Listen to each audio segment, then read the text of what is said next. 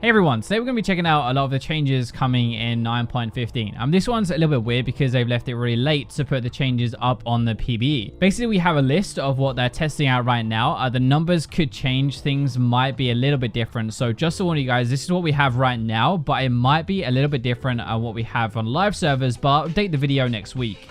We're going to start today with one of the biggest changes, which I'm actually a little bit surprised about. But with Xerath, his ultimate range is going to go up to 5,000 at all ranks, from 3,200 to 5,600 that it is now. I think this is a crazy change, and I would actually be surprised if it makes it to live servers because it is just that good. It's very close to what rank 3 is now, right? So I can show you that, and this is what that actually looks like. You can move down to bot lane, and you can hit them from just into the river. The same with topside as well, and that is going to be from level 6. Imagine if the jungler ganks one of those side lanes. You're fighting 1v1 or 2v2 or something, and then suddenly you have Xerath ulti like flying at you. You could literally as well stand mid lane and then snipe into the enemy jungle to help your jungler, or like any dragon fight or anything like that. It's going to be amazing for sniping some more kills, getting some more assists, roaming only a little way to hit another lane, access to backline and team fights more as well. I think this is going to give you so much more gold. Maybe not kills, but it will at least help your team as well and get you more assist gold. This will actually be pretty good for support Xerath as well. I think that's actually pretty good as a poke champion down in the bot lane if you wanted to use that. And it definitely moves him away from just like wave clear into lane phase to actually like impacting the map more. So we have 4 nerfs for this patch. Some of them are bigger than others. One of the smaller ones is going to be to Evelynn. So a Q cooldown refund against monsters down 10% to 50%. So Riot class this as more of like a skilled nerf, targeting players who actively use their cooldowns properly to make sure their Q is up more so they can farm quicker. Apparently she is only just above their threshold for what they actually think is overpowered. So it's only going to be a small nerf. With junglers, like honestly, anything that hits jungle speed, it means less ganks and more damage taken as well because you spend more time fighting the camp. So it should hit her already pretty weak early game. Another one is targeting mid lane Rumble. His W shield lowered by 20 to 80 to 200. In 9.7, they actually gave Rumble a couple of buffs to his ultimate and to his shield, so they increased the move speed of the shield, actually doubled it at rank 1, which made him really good mid lane. His mid lane win rate is sitting around 54% right now in 9.14, and that is definitely top of the roll, and a lot of it because he can trade so well. He isn't that popular, but his early game is just really strong. Good wave clear, really good trading, good poke, can block a lot of damage with that shield, and that is really what they're going after. Honestly, you probably won't notice that one too much. Not many people play Rumble, but Kiana is one you might. So her ultimate cooldown is going up 20 seconds to 120 now, and her E dash, damage can now be flashed. This is for the elite level of play, apparently. It might seem a bit weird for her getting a nerf already when her win rate on stat sites is still negative, I think. But once you get good at her, she is actually really strong. I'm sure you've all seen in pro play as well. She runs around one-shotting everybody with her ultimate, and when they're next to a wall at least. And now she has to wait an extra 20 seconds to do that. For an assassin, that's actually a pretty big deal. That will stop her getting quite as many kills, but also against better players, they can now flash dodge that E damage if timed properly. That's another chunk of damage that they can avoid, right? Especially later, it uses 70% of our AD, which is actually quite a lot, which gives a little bit more room to outplay her. The good thing for most of us watching this video, if you're not playing at elite level, is that we don't really use the ultimate on cooldown anyway, so you probably won't feel it too much, and also most people are not going to flash that dash anyway.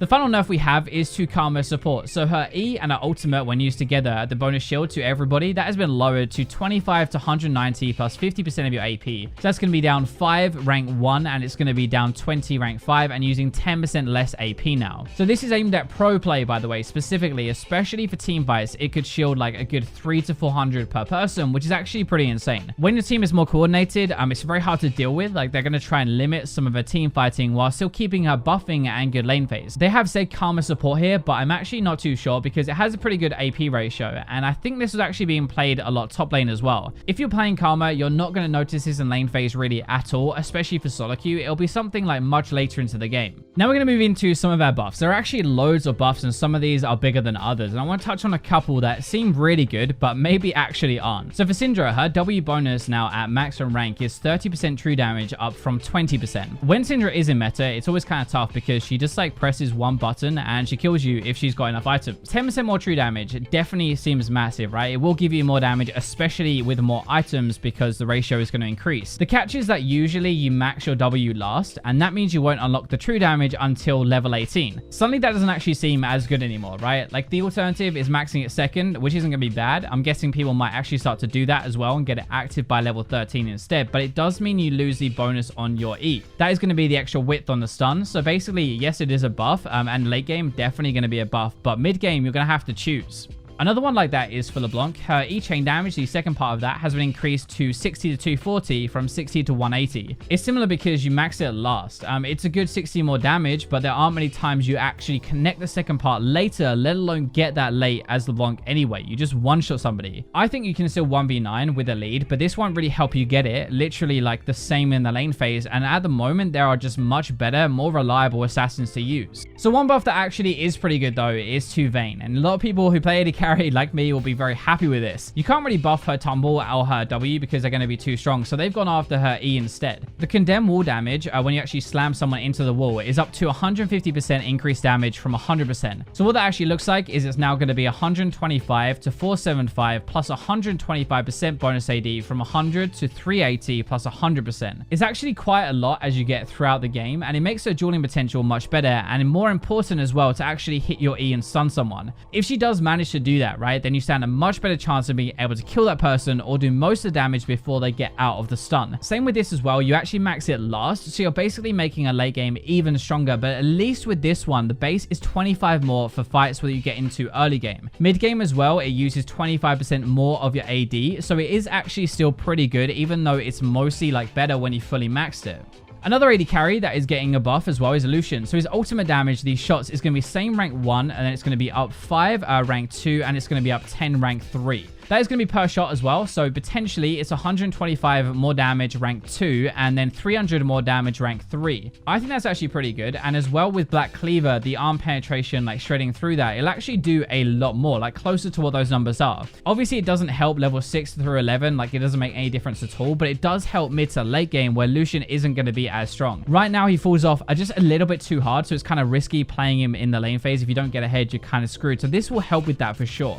Next up, we're going to look at a really popular jungler, or it used to be popular as well. So Kazakh's Q damage increased by 10 to 60 to 160, but remember that's increased by 20 for isolated because of the double damage. Right now, the problem with Kazakh's is he's not that good early game. He loses actually most before like 25 minutes, but then he wins a lot more later as you go through the game. This should help his early with his farming and stuff because it's only a 4-second cooldown on his Q, so you're going to spam it, and especially versus buffs and grumps that are isolated, you can get it done so much faster. If you get it done faster, obviously you'll have more gold, more time to move around the map, maybe time to gank and find other people or get those craps. One of the really cool ones as well, though, is to Gallio. So his passive cooldown is now affected by cooldown reduction instead of just a flat 5 seconds. The damage is also up later, up to 200 from 180, and the E damage is up 10 at all ranks. So the changes we had last patch, they really did not do any favors for Gallio. He hasn't landed in a very good spot at all. They're really shifting damage into his passive now. Like, you can end up using it every 3 seconds, I think, after this, instead of like 5, which is pretty good. Every 3 seconds, you can do 200 damage, plus 100% of your AD, 50% of your AP, and 60% of your magic resist in AoE, like around you. That is so much damage. Like, imagine if you played Gallio top lane, kind of bruiser, or even some AP items or whatever, and you made that work and got to late game, you would be kicking everybody. Another one that was changed a little bit last patch was Malphite, and they are going to be buffing him as well. So his Q slow is going to be up 5%. It's now 20 to 40%, and his W first hit bonus damage is up to 30 to 90 from 20 to 80. Again, Malphite didn't really land in a great spot after the changes, and actually it made his early game really, really weak. Right now, he loses so much before 15 minutes because you just can't really compete in the lane phase. So I guess this is really what they're trying to fix. I know it sounds a little bit strange, but a lot of people run Arcane Comet on Malphite, and having an extra slow on that Q now means it's going to be easier to hit the Comet damage or harder to dodge it. That extra damage over the lane phase is going to add up as well, and then hopefully you're going to be able to dedicate afterwards with your W and do a bit more damage. They're actually buffing a lot of champions that are kind of out of meta right now. So like Graves, for example, his E armor gained is going to be up to rank 1. It doesn't sound like much, but it does stack up to 8 times. So in theory, you could get an extra 18 armor out of this, but realistically, you don't really stack it that much. You get 1 stack per use. You get 2 if you're dashing into an enemy champion. It does obviously work in the jungle as well, so you can kind of keep it up between buffs a little bit, but it's going to help your early clear. You'll take less damage. You'll be able to brute force your way through the jungle a little bit more, and that should help his kind of rough early game. Actually, sort of similar as well. Lucian is getting his Q damage increased by 5, so it's now 55 to 155. He's not similar in that he is really good early game, right? It's his best phase into the game anyway, but he's similar that it's going to help his early clear speed, this time by killing stuff quicker. I don't think Lucian needs a massive buff anyway. I was kind of surprised to see him in here, but it is only a small one for the thing that you do max first. Next up, we have one that is probably a little bit more needed. Swain is really rough right now. He's got a really bad early game since his changes, which isn't really a surprise because they gave him an infinitely stacking mechanic, right, with the health stack. Obviously, when you do that, you can't have their early game too strong. Kind of like Kale, I guess, as well, a similar spot right now, but they're trying to buff his lane phase just a little bit. So his Q range is going to be up to 675 from 625. And remember, this pierces through all units now as well, stopping at champions after last patch. It should improve his wave clear. You shouldn't get bullied as much, and hopefully you'll be able to get out of lane phase with a bit more gold and with a few less deaths as well. Soraka is actually getting a buff this patch as well. Her Q damage is up 15 to 75 to 215, and she isn't a particularly popular champion anymore. She used to be really good because she could bully in the lane phase, and then she kind of go into a pretty good mid game as well, but she just have that like Q poke over and over with the heal as well. It's just kind of too much. They nerfed her though, and obviously now she isn't as good anymore, but with this, you should have a little bit more poke in the lane phase, and maybe that will bring her back into meta a little bit. A final couple of things. I'm saving the weirdest one till last, by the way, but before we go into that, we have Poppy, her W move speed up 5% to 40%. She now has this grounding mechanic on her W as well, but she's actually like relatively good early game and then falls off like pretty hard afterwards. As a counter pick, she's actually very good. Like Kiana can't really do too well. Jay, Sakali, Camille, Ornn, Irelia, like these guys can't really do anything against Poppy, but against normal matchups, she really struggles. So last up, we have Lissandra. Her base health is going to be increased and also gaining more per level now. I think the idea is that if you make her more tanky, then she'll be able to bully the lane phase a little bit more again, and that's kind of why you would pick her, but I'll be surprised if these actually go through. So that is going to wrap up all of the changes coming in 9.15. Hopefully you guys enjoyed the video, learned something, and as I said, I'm going to update this next week because a lot of these and numbers and stuff might actually change. Thank you for watching until the very end. Let me know what you think as well, but for now, I will leave you with Robot.